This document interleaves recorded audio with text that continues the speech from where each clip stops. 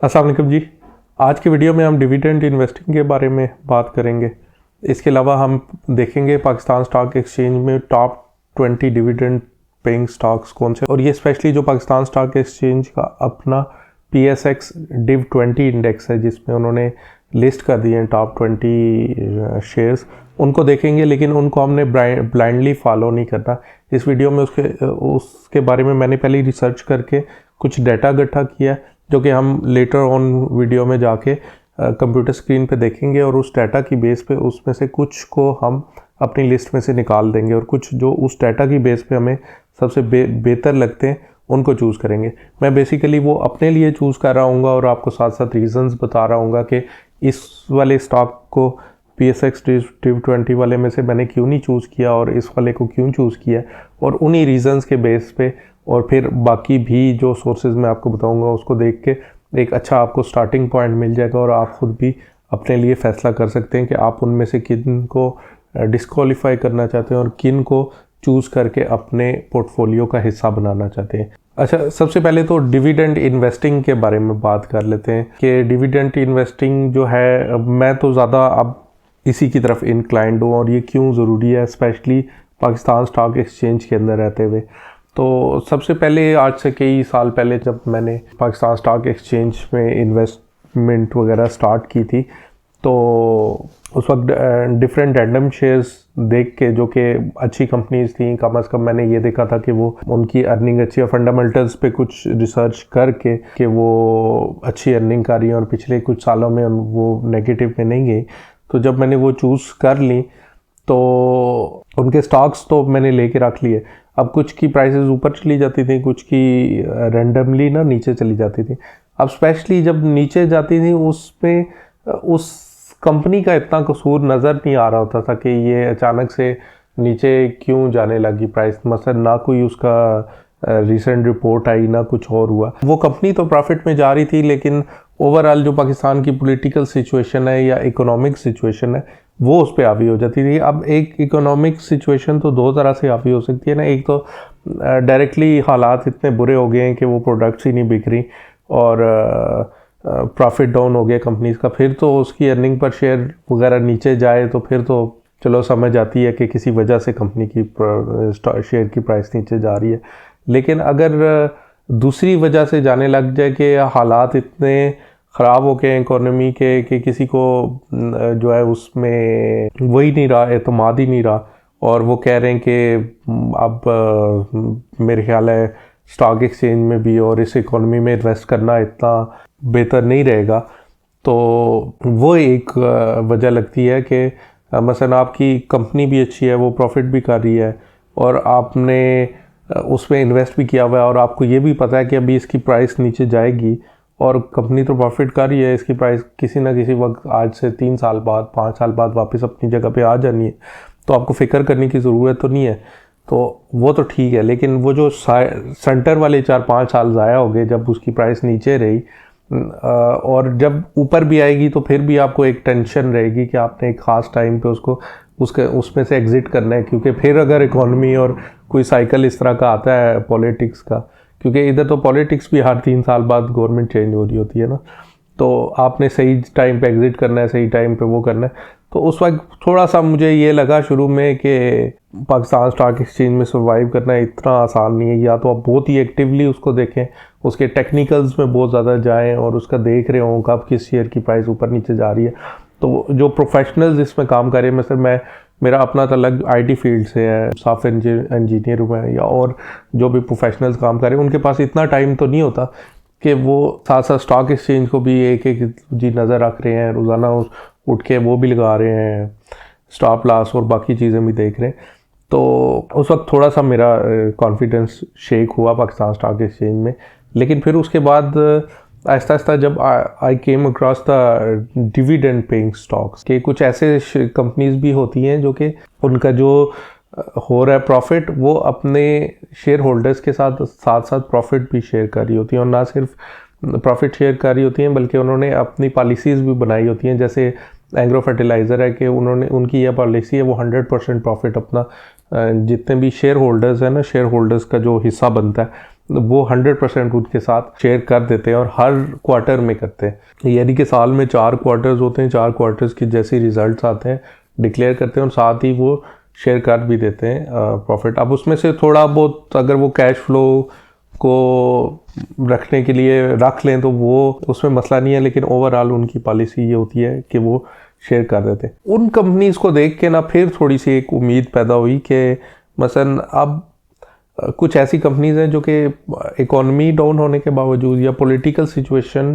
Down होने के बावजूद वो कंपनीज ऐसी कुछ प्रोडक्ट्स बेच रही हैं जो कि एसेंशियल हैं, जैसे फर्टिलाइज़र है या कुछ और है, जो कि किसी भी तरह की भी इकोनॉमी में उन्होंने उन प्रोडक्ट्स ने बिकना ही बिकता है और उन कंपनीज ने प्रॉफिट करना ही करता है। और ये देखने के बाद कि वो जो प्रॉफिट करती हैं वो शेयर भी कर रही हैं, तो फिर बेशक उसकी प्राइस ऊपर जाए या नीचे जाए, कम से कम वो जो 3 साल 4 5 6 साल 8 साल के लिए उसकी प्राइस बेशक नीचे भी जाएगी, शेयर होल्डर को तो फ़ायदा ही हो रहा होगा।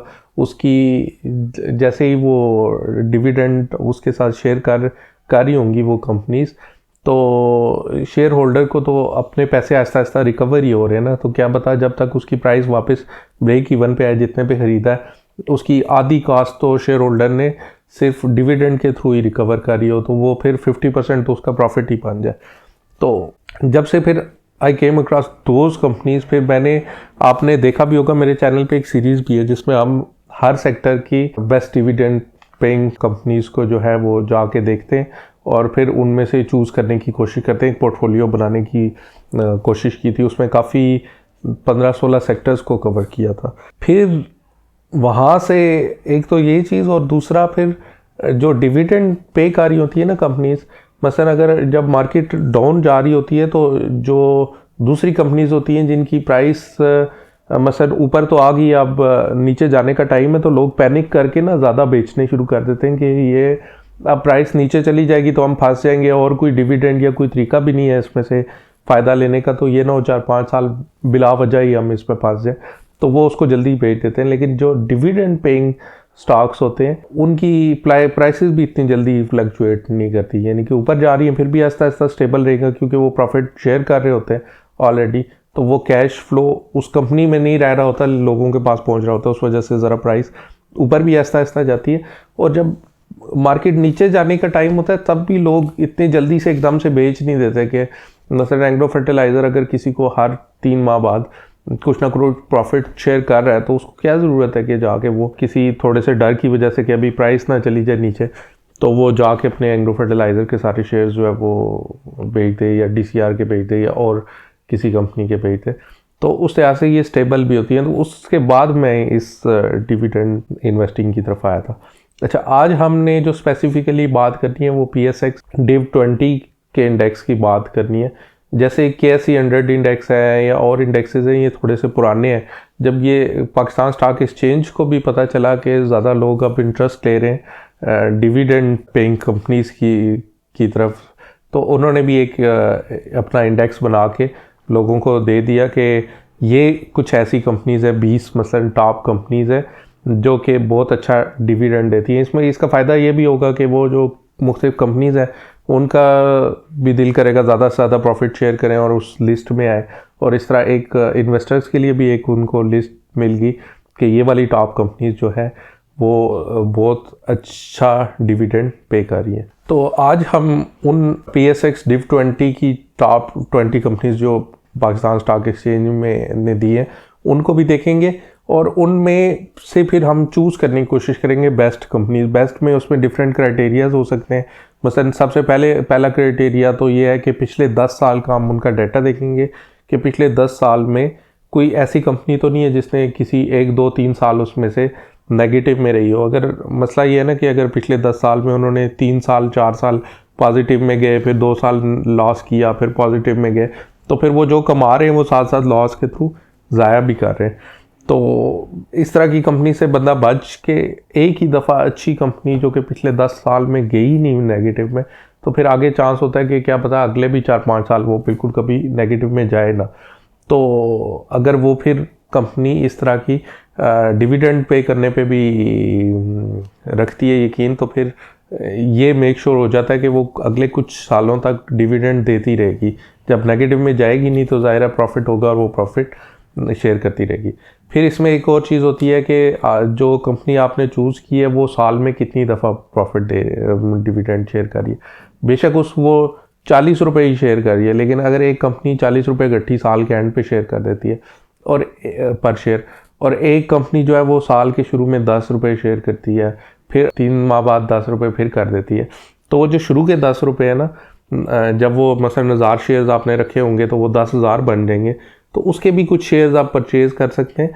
तो जब तक वो अगले 3 माह का शेयर करेंगे तो उस वक्त तक जो वो भी आपने कुछ शेयर्स परचेज़ करके यानी कि उसी में इन्वेस्ट कर दिया होगा, तो अगले 3 माह के 10 रुपये जब शेयर होंगे उस वक्त फिर उनका भी प्रॉफिट आ रहा होगा, यानी कि कंपाउंडिंग आपकी ज़्यादा बेहतर हो रही होगी, तो कंपाउंडिंग का ज़्यादा चांस होगा। वो वाली कंपनीज जो कि 4 दफ़ा करती हैं उसके मुकाबले में जो कि 1 दफ़ा करती है तो वो काफ़ी बेहतर है, उसमें कंपाउंडिंग ज़्यादा दफ़ा हो रही है।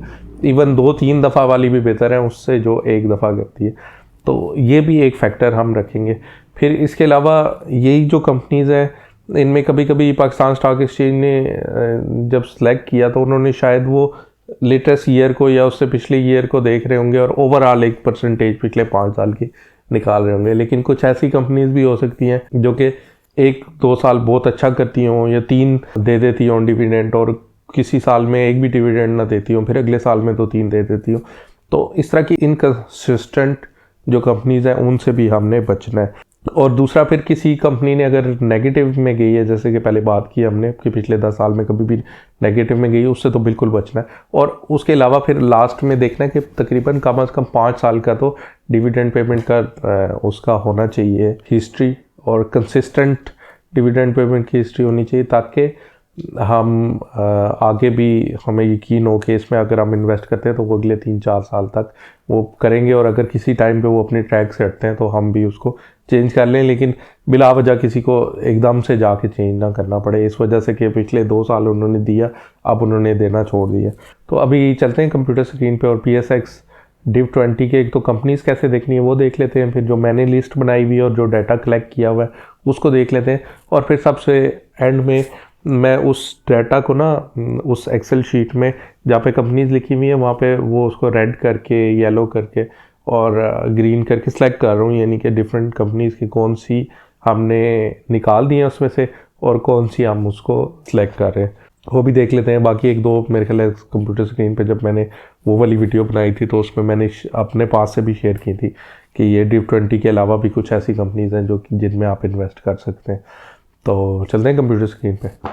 अच्छा, PSX डिव 20 जो कि पाकिस्तान स्टॉक एक्सचेंज का अपना ही एक इंडेक्स है जिसमें उन्होंने 20 कंपनीज रखी हुई हैं टॉप, जो कि सबसे ज़्यादा जिन्होंने कंसिस्टेंटली पिछले कुछ सालों में डिविडेंड दी है और वो डिविडेंड के थ्रू प्रॉफिट शेयरिंग करने पे यकीन रखते हैं। तो PSX डिव 20 की लिस्ट देखने के लिए हम पाकिस्तान स्टॉक एक्सचेंज की वेबसाइट पे आगे psx.com.pk ये आप सर्च करके भी यहाँ पे आ सकते हैं। यहाँ पे ये जो तीसरा बटन है ना, PSX डाटा पोर्टल, तो ये डाटा पोर्टल एक और पाकिस्तान स्टॉक एक्सचेंज की सेकेंडरी साइट है, सब डोमेन है, जहाँ पे इन्होंने मुख्तलिफ कंपनीज़ का डाटा वगैरह रखा होता है।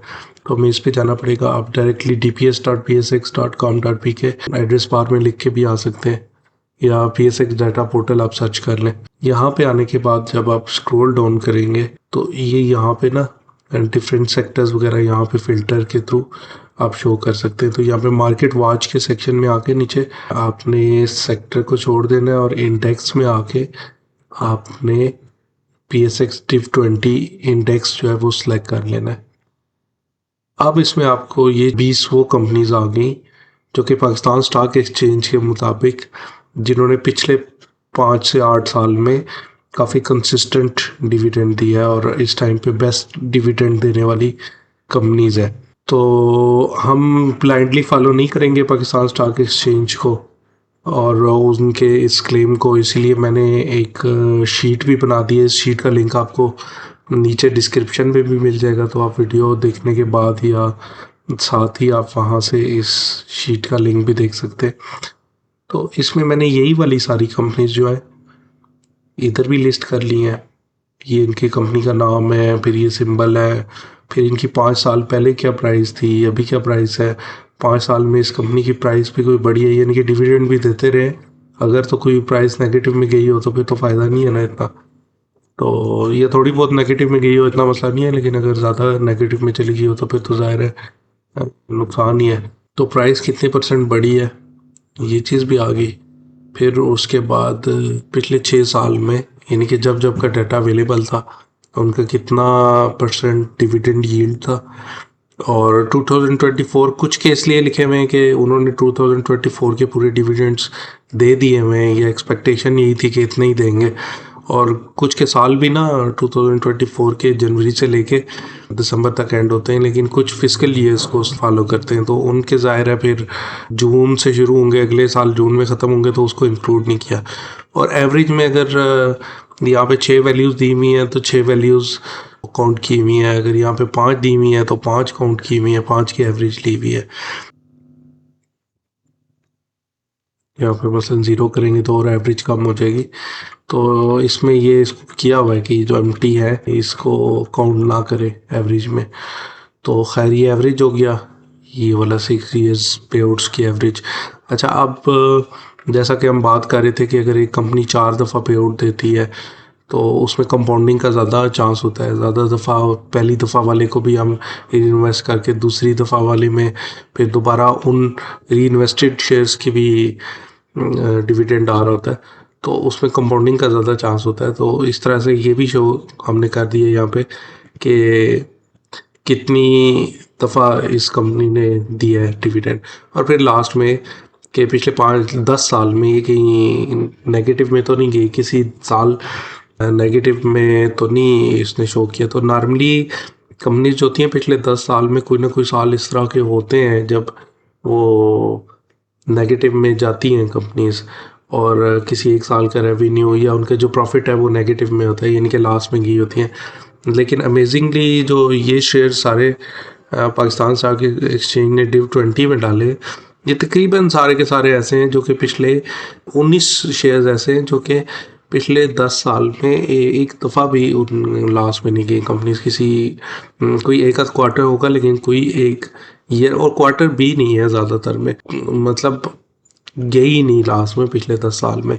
लेकिन एक ऐसी कंपनी है जो कि लाल पीर पावर, ये 2021 में जो है इसका 3 क्वार्टर्स में लॉस है, जिसकी वजह से ओवरऑल 2021 में लॉस है। वो इस वजह से भी हो सकता है कि ये पावर की कंपनी है ना, तो शायद उनकी जो पावर प्लांट है उसको बंद करके उसकी मेंटेनेंस कर रहे हो, क्योंकि मेंटेनेंस वगैरह भी ज़रूरी होती है, तो वो इतनी कंसर्न वाली बात नहीं है।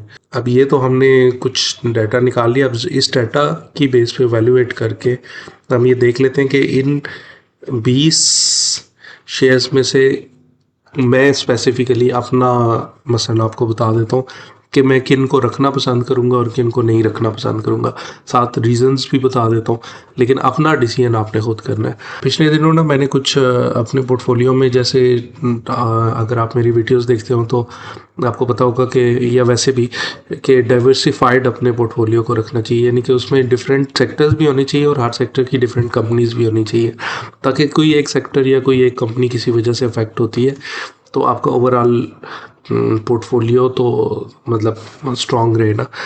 तो पिछले कुछ अरसे में आपको पता होगा गवर्नमेंट जो है वो पावर की कंपनीज़ के साथ उन्होंने एक वो किया था कि उनके कॉन्ट्रैक्ट्स ख़त्म कर रहे थे, जिसकी वजह से काफ़ी पावर की कंपनीज़ कुछ तो उनके बाकी कॉन्ट्रैक्ट्स वगैरह ख़त्म होने थे, ये वो उस वजह से नीचे आ गई थी, और कुछ पैनिक में नीचे आ गई थी। जैसे ये लाल पीर है, ये पैनिक में नीचे आ गई थी, और SPWL थी वो असल में नीचे आ गई थी। वो मैंने काफ़ी ऊपर ही बेच दी थी, आजकल तो 13 पे चल रही है, 20-25 उसकी परचेजिंग प्राइस थी शायद, इस तरह कुछ। इसी तरह जो लाल पीर है ये भी 13 से होके दोबारा 21 पे वापस गई है। तो उन दिनों फिर मैंने पावर सेक्टर बेच दिया था, यानी कि जितने भी मेरे पास पावर सेक्टर के थे ना, कि इससे पहले कि बहुत ही नीचे चले जाते, तो शुरू में ही जब वो गवर्नमेंट ने, मुझे पता था कि वो अब बार बार उनके साथ वो करेंगे, नेगोशिएट करने की कोशिश करेंगे। सेंटर में एक अच्छी न्यूज़ भी आ जाती थी, पता नहीं अब वो मैनिपुलेट किया जा रहा था या क्या, लेकिन वो बार बार ऊपर नीचे हो रहे थे। तो मैंने कहा कुछ अर्सा मैं पावर सेक्टर से निकल जाता हूँ, फिर ये जब सारा मामला सेटल हो जाएगा 1 साल 1.5 साल के अंदर, फिर वापस आऊँगा। तो फॉर दैट रीज़न मैंने एक फ़ैसला किया था कि 1-2 साल मैंने के लिए ना पावर सेक्टर में वापस इंटर नहीं होना। इसमें जब के ये कोड टू पावर कंपनी और कुछ ऐसा ने अपने डिस्क्लेमर भी दिए थे कि जो गवर्नमेंट जिस क्राइटेरिया पे कर रही है वो हम पे अप्लाई नहीं होता, लेकिन स्टिल मैंने कहा था कि पावर सेक्टर में मैंने वापस नहीं आना, तो उस वजह से उन सबको तो मैं वैसे ही मतलब अपनी लिस्ट में से निकाल दूंगा यहाँ पे। तो उसको ना लेट से येलो कर देते हैं पावर वालों को कि ये फ़िलहाल जो है पावर सेक्टर वाले जो है इसमें मैं वापस नहीं आना चाह रहा, तो ये इसमें मैं इन्वेस्ट नहीं करूँगा अभी इसमें। जबकि पावर सेक्टर बाकी काफ़ी फ़ायदे में भी रहा है पिछले कुछ अर्से में। अच्छा, ये तो एक मेरा ज़ाती मसला हो गया पावर सेक्टर के साथ। अगर आपका भी इस तरह का हो तो ठीक है, आप पावर सेक्टर जो है वो मतलब मैं इनको सेलेक्ट नहीं कर रहा। अच्छा, अब दूसरी बात ये है कि बैंक्स जो हैं बाकी नॉर्मली मैं तकरीबन सभी स्टॉक्स में इन्वेस्ट करता हूँ, लेकिन स्पेसिफिकली बैंक्स जो है ना जो कि शरिया कंप्लाइंट नहीं है, उनका तो कारोबारी सूदी है, यानी कि उनका जो बैंक अकाउंट्स है वो कमाई उस तरीके से रहे हैं कि वो सूद पे डिपेंड करता है। तो उस लिहाज से फिर जो कुछ बैंक्स हैं ना, मसलन ये HPL हो गया, ये अब मैं अपने पर्सनल प्रेफरेंस फिर बता रहा हूँ, यानी कि ये उस दूसरे रीज़न की वजह से इसको थोड़ा सा कुछ और मार्क कर देते हैं। इन बैंक्स में जो है वो मैं नहीं जा रहा। मसलन मीज़ान बैंक ठीक है, इनकी तो पिछले कुछ अर्से में इन्होंने डिविडेंड भी अच्छे दिए, 9.70 4 टाइम्स इन्होंने डिविडेंड्स भी दिए हैं। तो इसको तो सबसे पहले हम वैसे ही ग्रीन कर देते हैं कि ठीक है, ये स्टॉक रखना चाहिए। और ये सबसे मज़े की बात ये है कि आजकल ये बड़ी अच्छी प्राइस पे 218 जो है उस प्राइस पे ये काफ़ी ऊपर भी चला गया था, लेकिन अभी लोग ये समझ रहे हैं कि इंटरेस्ट रेट नीचे चले गए हैं, तो शायद बैंक्स जो हैं वो उनकी प्राइसेस तो नीचे जाएंगी, लेकिन ये कमा तो फिर भी रहे होंगे, डिविडेंड्स भी दे रहे होंगे, तो आहिस्ता आहिस्ता आपकी उन डिविडेंड्स की वजह से ही कास्ट कवर होती जाएगी। तो बैंक्स को रखना ज़रूर चाहिए आपको उसमें। तो उस लिहाज से मीज़ान बैंक जो 4 दफ़ा डिविडेंड देता है और तकरीबन 10% तक दे रहा है, जो कि आप मुकाबला करेगा उस चीज़ से जो कि आप अगर अकाउंट में रखें तो उससे बेहतर ये शायद हो। और दूसरा साथ ये भी है कि वो क्या कहते हैं, ग्रोथ का चांस भी होता है स्टॉक्स में। तो उस लिहाज से मीज़ान बैंक को मैं रखूँगा। फिर फैसल बैंक जो है ये भी एक तो इस्लामिक पे शिफ्ट हो चुका हुआ है, और दूसरा फैसल बैंक ने भी पिछले 3 दफ़ा काफ़ी अच्छा डिविडेंड दिया है, और ये 3 टाइम्स ईयरली दे रहे हैं। इसको थोड़ा सा मैं देखूंगा 1-2 साल, अगर ये डिविडेंड्स कंटिन्यू करते हैं तो मैं इसको रख लूँगा, वरना इसको निकाल दूँगा। मीज़ान बैंक ऑलरेडी मेरे पोर्टफोलियो में है, इसको मैंने शामिल करना है। अच्छा, जो इसके अलावा बैंक इस्लामी है, ये भी पिछले 2 साल से जो है ना इन्होंने अच्छा दिया, लेकिन अब ये कंटिन्यू करेंगे या नहीं, तो इसको लेट्स मार्केट लाइट ग्रीन, इसको शायद मैं ऐड कर लूँ अगर ये कंटिन्यू करते हैं अपने डिविडेंड्स वगैरह को। प्राइस भी इसकी अच्छी है, इतना कोई मसला भी नहीं होगा इसको ऐड करने में। फिर इसके बाद यूनाइटेड बैंक लिमिटेड, अगर तो कोई मतलब उसको ये मसला नहीं है कि वो इस्लामिक बैंक हो, तो उसके लिए फिर ये यूनाइटेड बैंक लिमिटेड एक अच्छा स्टॉक है, लेकिन मैं डिफरेंट रीज़न की वजह से इसको आउट कर रहा हूँ अपने उसमें से।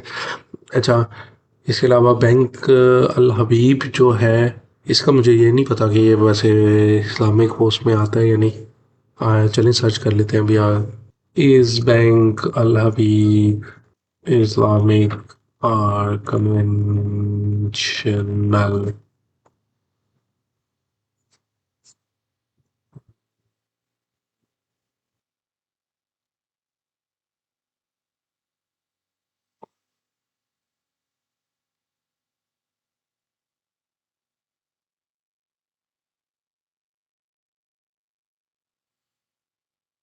अच्छा, ये ओवरऑल जो है इसका वो इस्लामिक नहीं है, इसकी एक डिवीजन थी। अब पता नहीं उस डिवीजन को शायद उन्होंने मेन उसी को कर दिया हो, लेकिन फॉर दैट रीज़न अभी मैं इसको उसी में रखता हूँ। तो ये अगर जिसको पता हो और वो जो इंटरेस्टेड हो, तो स्टैट्स के लिहाज से ये इन्वेस्टमेंट करने के लिए ठीक है। लेकिन वो उस रीज़न की वजह से मैं इसको फ़िलहाल इसमें नहीं जा रहा। अच्छा, अब इसके बाद चले जाते हैं फर्टिलाइज़र कंपनीज़। जो फर्टिलाइज़र कंपनीज़ हैं वैसे ही पाकिस्तान में दो तीन चार पाँच है, और वो भी ये जो फातिमा फर्टिलाइज़र है इसको वैसे ही एंग्रो वालों ने भी उसके शेयर्स रखे हुए। तो फर्टिलाइज़र पाकिस्तान में शॉर्ट ही रहता है, और उसका जो सेल्स है वो भी अच्छी होती है। अभी इस ईयर में इस तरह हुआ था कि एंग्रो फर्टिलाइज़र के कुछ मार्जिन्स वगैरह नीचे चले गए थे, लेकिन फौजी फर्टिलाइज़र के उसके मुकाबले में काफ़ी ऊपर चले गए थे मार्जिन्स वगैरह। तो ये अभी उनके कंप्लीट स्टैट्स अवेलेबल नहीं थे, तो इस वजह से ऐड नहीं किया। लेकिन फौजी फर्टिलाइज़र इस दफ़ा पहले की निस्बत वो ज़्यादा डिविडेंड दे रहे थे और ये कम दे रहे थे। तो खैर, फर्टिलाइज़र के केस में मेरा ये यकीन है कि दोनों को तकरीबन 50-50 रखना चाहिए, तो जिसकी वजह से ताकि वो एक दूसरे को बैलेंस करते रहें। और अगर आप 20% शेयर्स ये तीसरा फातिमा फर्टिलाइज़र के भी रख लेते हैं तो फिर वो एक और थर्ड कवरेज हो जाएगी। ये भी 2 दफ़ा डिविडेंड तो देते ही देते हैं, और जो एंग्रो और फौजी हैं ये तो तकरीबन साल में 4 दफ़ा डिविडेंड देते हैं। अच्छा, केमिकल में जो एक तो लोटे केमिकल है, दूसरा एंग्रो का भी एक केमिकल फैक्ट्री है। तो जो एंग्रो वालों का केमिकल वाली कंपनी थी, EPCL के नाम से है वो, सिंबल है उसका। तो वो पहले तो अच्छे डिविडेंड देते रहे, लेकिन इस साल वो जो है नेगेटिव में चले गए थे। कुछ लोकल मार्केट में और कुछ इंटरनेशनल मार्केट में ये केमिकल की जो प्रोडक्ट्स थी उनकी डिमांड कम होने की वजह से, तो वो इस दफ़ा एक तो नेगेटिव में थे और दूसरा डिविडेंड नहीं दे सके, लेकिन इन्होंने ही कंटिन्यू किया था। तो उस लिहाज से ये काफ़ी अच्छी जा रही है लोटी केमिकल। तो EPCL ऑलरेडी मेरे पास है, लेकिन इसको अब मैं ऐड करूँगा। तो इसको यहाँ पे भी ग्रीन कर देता हूँ ताकि मुझे भी याद रहे कि मैंने इसको अपने उसमें लिस्ट में ऐड करना है। इस वाली को भी ऐड करना है मैंने, जबकि ये बाकी मेरे पास है फौजी वगैरह। फिर इसके बाद फैसल वाले को भी मैंने ऐड करना है। अच्छा, आगे चलते हैं। मारी पेट्रोलियम जो है ये एक तो इसका डिविडेंड तो ये देते ही देते हैं साल में 2 से 3, कम देते हैं, लेकिन उसके साथ ये बोनसेस भी कभी कभी बहुत अच्छे दे देते हैं। तो उस लिहाज से ये बड़ी एक अच्छी कंपनी साबित हुई है। तो इसको मैं भी अपने उसमें पोर्टफोलियो में ऐड कर देता हूँ। फ़िलहाल पेट्रोलियम वाली साइड से कोई नहीं था। पाकिस्तान ऑयल फील्ड्स, इसने तो बहुत ज़्यादा इम्प्रेस किया है, ये भी एक हमने चूज़ कर लिया। फिर इसके बाद इंटरनेशनल स्टील मिल्स, ये 3 साल से दे रहे हैं डिविडेंड, बल्कि अब तो चौथा साल भी हो गया। 10.34% 2 दफ़ा देते हैं, तो ये भी एक अच्छा स्टॉक होगा अपने डिविडेंड पोर्टफोलियो में ऐड करने के लिए। तो बाकी एंग्रो कॉर्पोरेशन ऑलरेडी मैंने भी रखा हुआ है, आप अगर नहीं है तो रख सकते हैं। और फिर बैंक अल-फलाह फिर उसी लिस्ट में आ जाता है, जो कि वो वाली है नॉन इस्लामिक की वजह से, वरना इनके स्टैट्स तो बड़े अच्छे शो हो रहे हैं। तो वैसे भी बैंक्स में जो है वो 2 तो मैंने सेलेक्ट कर ही लिए हैं अपने उसमें। तो बैंक्स का आपकी अपनी मर्ज़ी है। पावर जो है वो मैं ज़रा थोड़ा सा फोर्स करके मुझे पावर से निकलना पड़ा था, ब्रेक इवन पे ही निकला था मैं, तो दोबारा मैं नहीं चाह रहा कुछ अर्सा इसके अंदर वापस आऊँ। तो बाकी पे मैंने जो थे वो भी बता दिए हैं, जो मैंने ऐड करने हैं वो भी आपको बता दिए इस लिस्ट में से। डिविडेंड पेइंग स्टॉक्स फिर 1 2 3 4 5 6 7 8 9 10, हमारे पास 10 डिविडेंड पेइंग स्टॉक्स की लिस्ट तो इस PSX डिव 20 के अंदर से ही आ गई। तो कुछ और भी हैं मेरे पास, वो भी इंशाल्लाह किसी वीडियो में आपके साथ शेयर कर दूंगा। इसमें DCR मुझे वैसे काफ़ी पसंद है, वो देता है डिविडेंड। EPCL आजकल ज़रा नुकसान में गया हुआ है, लेकिन वो नॉर्मली अच्छे डिविडेंड देता है, और उसके पीछे यही एंग्रो की स्ट्रॉन्ग ग्रुप है, एंग्रो फर्टिलाइज़र और फिर एंग्रो कॉर्पोरेशन, ये इसी ग्रुप से तलक रखता है। तो और भी जो हैं वो किसी वीडियो में इंशाल्लाह आपके साथ शेयर कर देंगे। तो बाकी मैंने एक चीज़ और देख ली थी, जैसे कि अब मैं ना किसी एक सिंबल को जैसे कर लेते हैं कि एंग्रो एस सी स्ट्रीट के एंग्रो के पेज पे हम चले गए। अभी खुल जाए, इनकी साइट काफ़ी टाइम स्लो भी हो जाती है। इस पे चले गए तो ये यहाँ से मैंने मेक श्योर कर दिया था कि पिछले कई सालों में ये सारी कंपनीज जो है ना 10 साल में ये नेगेटिव में ना हो। अगर ये नेगेटिव में हो तो ये फिर बार नीचे की तरफ चली जाती है और रेड में होती है। तो अर्निंग पर शेयर आपका पॉजिटिव में होना चाहिए, फिर उससे बंदे को ये तसल्ली होती है कि ये देखो कम से कम प्रॉफिट ही कर रहा है ना हर दफ़ा। तो प्राइस थोड़ी बहुत फ्लैक्चुएट करती भी रहे किसी टाइम तो फिक्र की बात नहीं होती। फिर ये पिछले कई सालों में सिर्फ 2 दफ़ा वो क्वार्टर्स थे जिनमें नेगेटिव में गया, वो फिर दूसरे क्वार्टर्स ने उसको कवर अप कर लिया बहुत अच्छी तरह से। तो ओवरऑल फिर सही रहा है। तो ये चीज़ मैंने देख के ना, ये जो कॉलम है ये चीज़ शो कर रहा है कि वो पिछले 10 साल में सारी कंपनीज ये पॉजिटिव वे में रही थी। तो जैसा कि आपने कंप्यूटर स्क्रीन पे जाके ये डिप 20 की कंपनीज भी देख ली और उसके अंदर फिर मेरी चॉइसेस भी देख ली और उसमें रीजंस भी मैंने बता ली।